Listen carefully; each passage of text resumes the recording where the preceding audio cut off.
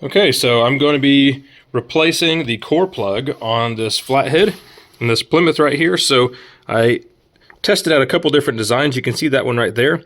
Whenever I was flushing out this block, I tried a couple different ones just kind of for fun because I knew I was going to have them in and out, and I really like the look of those brass and copper ones. I think they're kind of cool.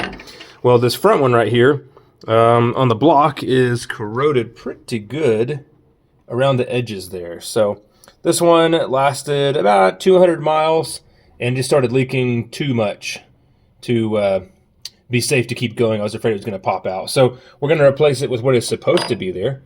This is a proper core plug for this engine.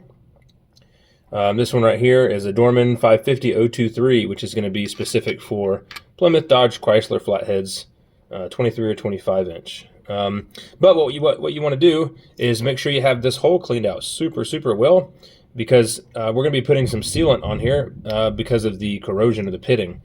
I don't think it's going to seal up well even if we put it in correctly. So you can use a shellac or you can use a RTV sealant, whatever you want to use.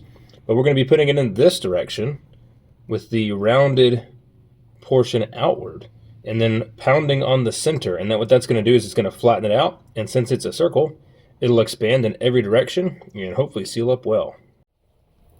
Okay, so I'm just going to take some of this RTV, not a whole lot, but just run it around the edges here. I have already drained this block. You definitely want to drain the block at least below where you're working, because if you just pull this plug out and then try to do this job, you're going to have coolant or water constantly draining out of this hole. It's going to be right at that level there, and every time you get it dry, it's going to leak out again, and it's just not going to be good. So make sure you drain it out lower than where you're working.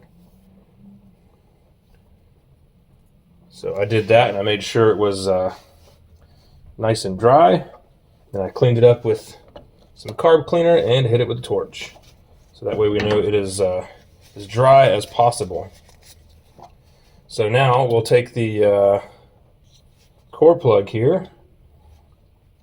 Hopefully I can do all this on camera for you. Let's see if we can start it. Kind of just around the edges. And then once all the edges are started, then we can actually do the final seating of it. You don't want to try to do the center seating or flattening of the core plug until all the edges are fully in place. Oh man, that thunder's some hardcore stuff today. Okay, cool. So there's that. Get you some kind of punch. The bigger, the better, obviously.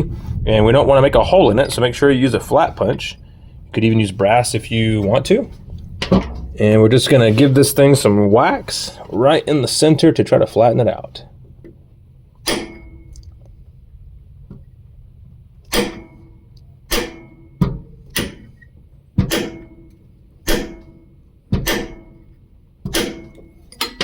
I'm going to switch over to the even bigger side. This is the biggest one I have, unfortunately. It'd be even better if you have a larger one.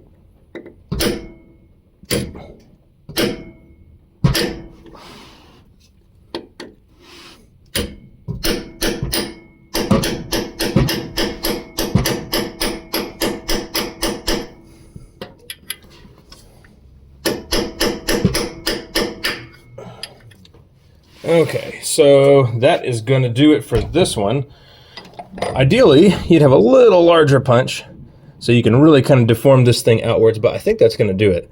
So now we'll just wait. This is 24-hour RTV, so I'll go ahead and wait 24 hours, and then we'll fill it up. But that is how you do a proper core plug replacement on one of these that needs to be, I won't say staked, but flattened out. If you have any questions, put them in the comments. Thanks for watching.